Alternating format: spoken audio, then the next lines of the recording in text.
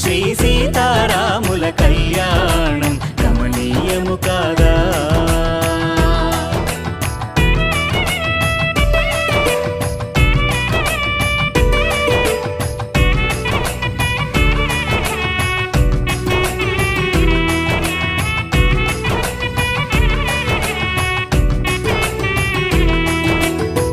భూదేవికి జనించిన భాగ్యము ఈ తేజము, బంగారు పొలములో జనకునకు దొరికెను.